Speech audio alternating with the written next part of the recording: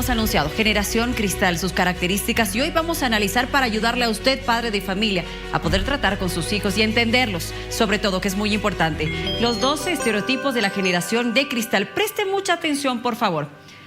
Carecen de tolerancia ante la crítica, se frustran rápidamente, se rompen cuando algo no sale como quiere.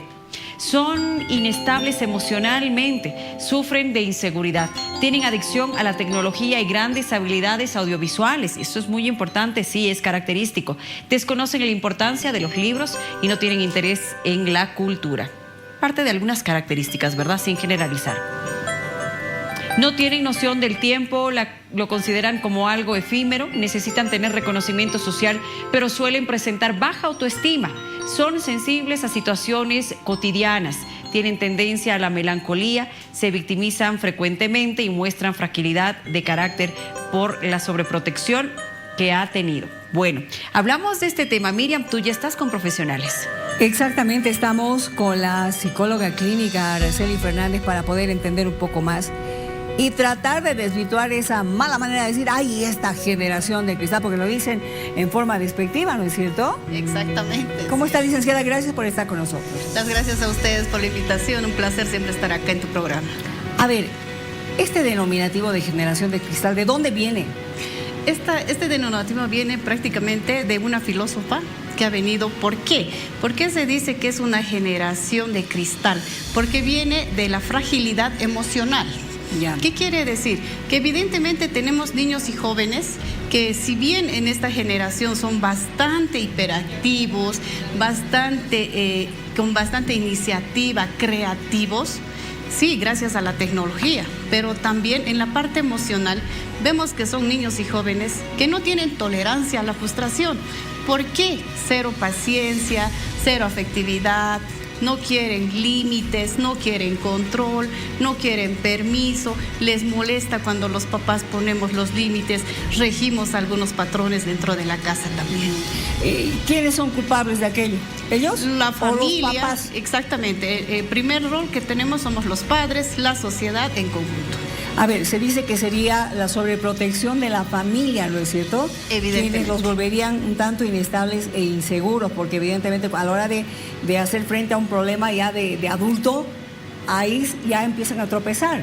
Claro, ¿por qué? Porque los padres estamos con la mala costumbre de querer solucionar los problemas de ellos. Bien, pero ¿no creo es cierto? que todos hemos sido así. En algún momento mis papás también han tratado de cuidarme de la mejor forma posible. Sí, pero no había la sobreprotección, ¿no? Entonces tenemos que diferenciar. Evidentemente ahora nos consideran nosotros, somos la generación de piedra. Sin embargo, los límites eran bien marcados, nuestros roles eran bien respetados, de mamá, de papá. Ahora nuestros niños, nuestros jóvenes ya no quieren esos límites, les molesta, pero no toleran. En este caso no solamente estaríamos hablando de la generación Z, de los millennials también, que no toleran los límites. Evidente, los alfa también, sí, ¿no es cierto? Entonces es un conjunto en realidad de patrones que no son aceptados, ¿no? Entonces, gracias a que la paciencia, por ejemplo, ellos son intolerantes. Porque si recuerdas, en nuestras épocas, en nuestro tiempo, si íbamos a hacer una tarea, por ejemplo, íbamos a una biblioteca, sí. ¿Cuánto tiempo nos tardaba venir a hacer la biblioteca? Que la fila, que nos presten el libro, el copiar. Ahora nuestros jóvenes, 2 segundos y tienen la tarea hecha. Creo que son intolerantes en todo caso, Lucía, no sé si tú estás de acuerdo conmigo, al hecho de que uno se haga la burla de algún grupo social, alguna minoría, los ridiculicen. Eso sí, no lo aceptan. No lo aceptan. Mucho más sensibles. Son sensibles, entonces yo no le veo todavía algo de malo, digamos, a la generación centennial. Bueno, tenemos más invitados. Esta noche también nos acompaña Mirko Vega, sociólogo, que se ha conectado también para poder darnos su punto de vista. Tufi está con nosotros. No sé si quieres hacer la primera consulta, Tufi. Sí, Mirko, a propósito de las características de la llamada, entre comillas, generación de cristal, sin ser despectivos, también se habla de padres de cristal, pero ¿qué pasa con la estabilidad ya de, no quiero generalizar, pero de esta generación? Porque se menciona que duran poco también en términos laborales, por ejemplo, poco tiempo, tienden a rotar mucho. ¿Es así o no es así? Bueno, muy buenas noches a toda la audiencia, muchas gracias por la invitación. Sí, bueno, yo voy a recalcar, soy sociólogo y tengo un enfoque centrado en este problema desde, obviamente, la sociedad. Y cuando hablamos de la generación de cristal, por ejemplo, que es un término que se acuña sobre estos centennials para referirnos a jóvenes, ¿no? Como ya dijeron, frágiles emocionalmente, hipersensibles y baja resiliencia y otras cosas más, que en realidad son atendidos, y eso obviamente la colega psicóloga no me va a dejar de mentir, son atendidos, bueno, en sus efectos, ¿me entiendes? Es decir, cuando ya lo están padeciendo, ¿no? En cuestiones emocionales, individuales, pero en realidad esto es el resultado de aspectos estructurales. Por ejemplo, obviamente estamos en condiciones de precarización laboral, otros factores del contexto como por ejemplo crisis climática, redes sociales, problemas en salud mental y sobre todo cambios en la crianza, ¿no? Crianza que yo creo que debe incluirse a tanto modelos educativos sobreprotectores, inclusive que llegan hasta infantilizar a universitarios. Y es la verdad, porque yo soy profesor universitario y puedo asegurarlo. Y también, pues bueno, como la sociedad en su conjunto y todas sus instituciones, ¿no? La familia y tal. Entonces, cuando hablábamos de esto del mercado laboral, obviamente es algo que estructuralmente se está produciendo, es el contexto que nos toca vivir, pero además con sujetos que particularmente están producidos en estas condiciones que he mencionado. Entonces, creo que es un conjunto de factores. A ver, algo que quizás usted también se ha dado cuenta es que los centennials, la generación Z, está mucho más vinculada con la tecnología. Nosotros somos parte del sándwich que hemos tenido que aprender de todo, ¿no es cierto? Pero ellos ya han crecido con la tecnología, se la conocen muy bien, dominan muy bien. Es por eso que son más de comunicarse a través de las redes sociales. ¿Y a qué voy con esto? Al hecho de que sí, quizás les cuesta un poco comunicarse personalmente, presencialmente con otros. Bueno, naturalmente las formas de interacción han cambiado con la llegada, la consolidación de las redes sociales, de la tecnología, los dispositivos digitales. Y obviamente producen, ¿no?, nuevas formas de interacción y socialización de las personas. Entonces, en realidad es algo que se ha debatido desde distintas disciplinas, distintas ciencias, en torno a, por ejemplo, problemas en la socialización cuando no están con otras personas intercambiando aprendizajes o experiencias, sino frente a una pantalla. Pero como dije hace un momento, esto digamos que engrana con otros aspectos nuevos, como dije, modelos educativos, transformaciones en la familia. Entonces, obviamente, el refugio de la pantalla es algo muy propicio, ¿no?, que va a fomentar todavía más esta condición de los centennials. Ahora, Araceli, evidentemente sí, estamos intentando entender a la generación cristal y etcétera, pero ¿quién nos entiende a nosotros los papás que somos de esa generación? Muchas veces la sobreprotección nos hace presas fáciles de estas generaciones. Evidentemente, ¿no es cierto? Si consideramos esos aspectos, como bien decía el sociólogo, estos se ven afectados no solamente en la reacción o en la hiperactividad o en la conexión que puede tener con el resto de las personas, porque consideremos también que nuestros jóvenes, nuestros adolescentes han padecido, entre comillas, una pandemia. Entonces, ellos se han ido acostumbrando, lo han normalizado esta situación. Evidentemente fue una pandemia de salud que a todos nos ha afectado. Sin embargo, a ellos los ha afectado ¿en qué? En el aspecto de la personalización, por ejemplo. Recordemos que hasta los 18 años estamos formando una personalidad que debe ser estructurada. Entonces, ellos al verse afectados con esta pandemia, también les ha afectado en el vínculo con la familia, con los amigos. Es por eso eso que ahora vamos a ver que inclusive cuando quieren salir un acto de familia o algo, no quieren salir. ¿Por qué? Porque ellos ya están acostumbrados, están monitorizados directamente al aparato celular o estar encerrados en su grupo. Vamos a ver en los adolescentes que ya esto se está normalizando, lastimosamente, la adicción al celular, ¿no? Y ahora nosotros no podemos hacer un control directo o quitarles directamente. ¿Por qué? Porque es una base tanto en el colegio, con sus amigos, es una conexión directa que ellos han creado, ¿no? Sí. Araceli, hablando de cómo conseguir una armonía entre 4 o 5 generaciones que estamos conviviendo, por ejemplo, en una empresa hay generación baby boomer, generación X, generación millennial, centennial, ahora Z inclusive. ¿Cómo se puede lograr una armonía entre estas generaciones que estamos conviviendo? Es un poco difícil, te soy sincera. Sin embargo, la única solución que podemos tener es respetar cada etapa de cada persona, ¿no es cierto? Ahora los adolescentes no les gustan los límites, sin embargo, en diferentes generaciones se puede cambiar todo menos los valores y el respeto. Entonces, podemos considerar esa parte y hacer entender a nuestros adolescentes, a nuestros hijos, que esos valores no pueden modificarse, sea de la generación que corresponda, ¿no es cierto? A los papás empecemos a brindar límites, hagamos respetar nuestros roles y como siempre lo digo, los papás no somos amigos de nuestros hijos. Ese es un gran detalle que a veces nuestros adolescentes, nuestros hijos no entienden y te quieren tratar como a su amigo y están evadiendo el rol que nosotros desempeñamos como mamá y como papá, ¿no?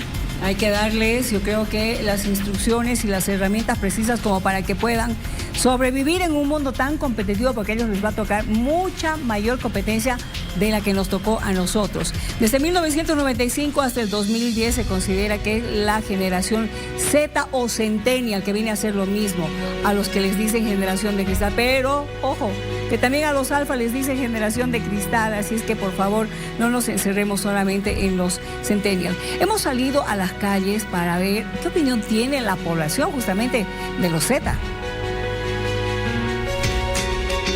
¿Ustedes saben qué es la generación de cristal? No. Bueno, es una generación que es muy...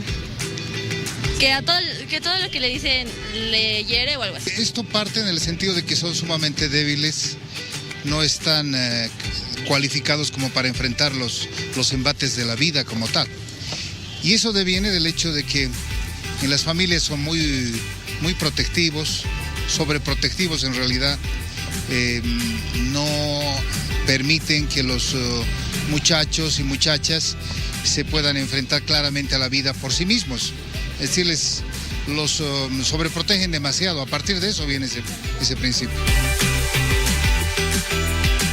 ¿Son de la generación de cristal? ¿Se consideran así? Sí, ella mayormente. Sí, ella mayormente. Es que apenas le dicen algo y ya empezamos a llorar de todo. Digamos, nos dicen tontito, nuestro profesor nos grita, empezamos a llorar. Ella le había dicho, haz la tarea, y lloró. ¿Es verdad que pasa eso? Es que no quiero hacer la tarea. La generación de ahora, que son muy cuidados, muy sobreprotegidos, entonces frente a las circunstancias adversas no hacen nada. La generación que normalmente se queja de todo y no, como dicen, no aguantan nada. ¿Y tú de qué generación eres? Generación Z. ¿Y qué diferencia hay? La generación Z aguanta más.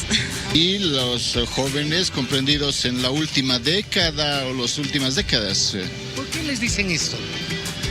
Bueno, en mi entender, refieren a que no tendrían esa convicción, esa fuerza que antes las personas, digamos, crecían o se formaban, ¿no es cierto?, en la calle. Ahora la tecnología hace que sean un poco más delicados, podría decirse. Son más suaves, sin reacciones. ¿Más delicados? Más delicados. ¿Qué se debería hacer? Enseñarles a ser guerreros. Se debería modificar todo, es una ingeniería social totalmente en profundidad, cambiar la escuela, cambiar la estructura de comportamiento de la familia, etcétera. Es todo un proceso, ¿no?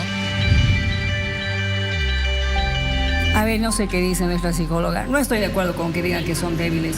Yo creo que sí, los papás quizás estamos fallando, porque también habemos muchos papás que venimos de haberla bregado duro, de haber batallado muy duro. Estoy hablando de los baby boomers, también la generación X, que ha tenido que pasar por muchos cambios, empezando de la tecnología. Exacto. El trabajo ha sido muy complicado para todos y evidentemente tú quieres que tu hijo esté lo mejor, claro, mucho mejor de lo que tú estuviste. Claro. ¿Es eso o no es? Entonces, creo que somos los papás los que tenemos que darles las herramientas necesarias a los hijos. Ese es el punto clave, ¿no?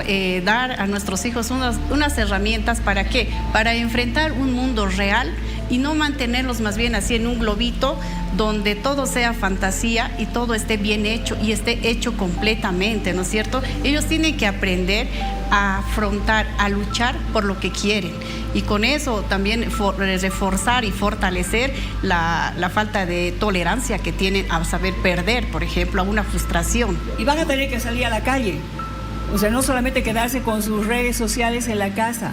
Tienen que dar la cara, ¿no? Sí, exactamente. Desde la parte de la comunicación es muy importante, ¿no? Y se ve, lastimosamente, claro, se ve que está muy latente esta situación. Ahora, Araceli, ¿y en qué momento deberíamos derivar donde un profesional, es decir, acudir a una profesional como tú? Tal vez los padres de familia a veces minimizamos algunas situaciones y decimos, no, es parte de la edad del burro, es parte del crecimiento, ya aprenderá, pero no nos damos cuenta que en algún momento pues la afectación sí es más grande. Efectivo. O sea, tendríamos que ver la parte de los signos, sintomatología, por ejemplo, que pueden presentar tanto los adolescentes como los jóvenes. Es uno, se encierran en su cuarto, ¿no? Van a tener rasgos de tener la monofobia, por ejemplo, todo el tiempo con el celular. Queremos almorzar y los niños están con el celular. Queremos hablar en familia, los niños están en el celular, pero no vamos a echar la culpa todo a los adolescentes, todo a los jovencitos. ¿Por qué? Porque el pilar fundamental y el ejemplo lo vamos a dar siempre los papás. Recordemos que los niños o nuestros hijos solamente repliegan el ejemplo que ven y están copiando nuestra conducta. Entonces, ¿quiénes tenemos que empezar a cambiar? Somos los papás, ¿no? Fortalecerlos de una manera distinta. Poner horarios con el celular, por ejemplo, decirles, hora de almuerzo, no uso el celular, no usa papá, no usan ustedes. Entonces, respetamos la hora de almuerzo. Entonces todos van a tener que dejar por lo menos un momento el celular y vamos a crear una afectividad, una parte, un apego, tanto una conexión, un apego con la familia, y vamos a empezar a valorar, a conocer qué hace papá, qué hace mamá, o si los niños están sufriendo bullying en el colegio, escucharles, queridos papás, escuchar a nuestros hijos es tan importante. No es justificar, decir yo trabajo, tú también trabajas, no tenemos tiempo. A veces cometemos el error como papás sin decirles, ¿cuánto necesitas? ¿50? ¿100? Toma. ¿Para qué? Los estamos llenando de la parte material, pero la parte afectiva está en carencia y lo podemos ver, es latente en nuestra sociedad, la carencia afectiva. Por eso es de que vamos a ver que niños no tienen control, no tienen límites. ¿Por qué? Porque los papás no nos estamos organizando, no estamos cumpliendo el rol que deberíamos de cumplir. Y ojo con la generación alfa, ¿no? Porque la generación alfa, Tufi, y te doy paso con esto para que tú también puedas consultar, la generación alfa está mucho más metida en los celulares, las pantallas. ¿Tufi? Sí, bueno, quiero particularmente preguntarle ya al sociólogo que hemos invitado esta noche si se puede hacer más allá de la educación que se imparte en la familia, algo también en la educación formal para intentar, si se quiere, plantear ciertos márgenes de respeto o de lineamientos en la propia disciplina educativa. Bueno, claro, por supuesto. En realidad lo que se podría hacer, creo, que es entender a fondo lo que estamos provocando con estas generaciones. Porque en realidad esta segmentación en generaciones no necesariamente es así de estricta. Más bien pareciera una segmentación casi de consumidores, ¿no? Es decir, los X hacen esto, les gusta esto, los millennials esto, etcétera, etcétera, ¿no? Y esto lo que produce es un encasillamiento o estigmas sociales. Básicamente, por ejemplo, los Zetas estarían viviendo o siendo los más estigmatizados ahora mismo. Pero, por ejemplo, yo tengo la fortuna de, digamos, si lo pongo de esta manera, he nacido en los márgenes de la generación X, a la cual también pertenecía mi padre. Es decir, él también era de la generación X, pero mucho más antiguo, y sin embargo no teníamos nada en común. ¿Por qué podríamos estar, por qué podrían decirnos que somos de la generación X ambos si somos tan distintos? En realidad, lo que se podría hacer para decirlo en otras palabras, respondiendo a esta pregunta, es, pues bueno, no darle demasiada importancia primero a esta demarcación como si fuese algo muy, muy rígido, porque lo que hacemos es reproducir estigmas, encasillar a sujetos. Por un lado, ¿no? Este estigma de la fragilidad. Por ejemplo, que yo propongo la paradoja de la fragilidad, de esto que no tolera mucho, etcétera. Al fin de cuentas, es una generación que está viviendo el combate con la normalización del acoso laboral, la discriminación de género, etcétera, etcétera. Más bien, yo creo que estos frágiles han vivido estas revoluciones, digamos, ¿no? Están protagonizando. Entonces, yo combatiría los estigmas de estas categorizaciones, ¿no? Entonces, para no ignorar lo que están produciendo. Y segundo, por supuesto, vuelvo a recalcar, como dije al principio, son el resultado también de transformaciones generales que vive el mundo a nivel global, a nivel local. Entre ellas había mencionado, ¿no?, aspectos laborales, etcétera. Y esto de todo lo que está en torno a la educación, definitivamente. Es decir, cambios en la crianza le había llamado. Estos cambios en la crianza creo que ataña tanto a las familias, a la primera infancia, como también el sistema educativo.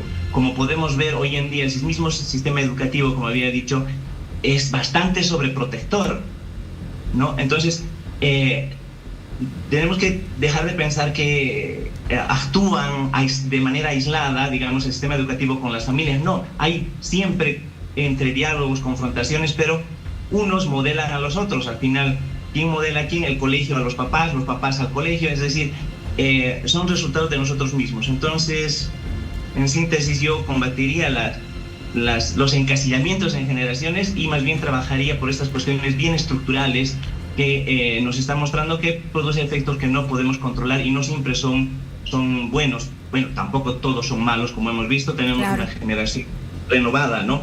Y es una generación que está aprendiendo a ser guerrera de otra forma, con cosas que nosotros no hemos vivido. El ciberbullying, el acoso laboral que tú has dicho, esto de ser intolerantes con determinados grupos sociales o minorías. Así es que hay que darle también su respeto a la generación Z. Y lo que tú has dicho me parece fantástico.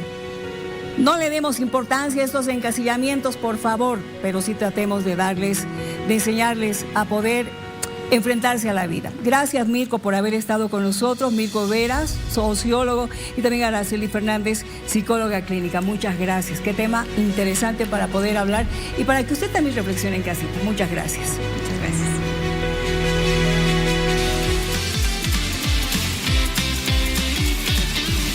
Receta Vital.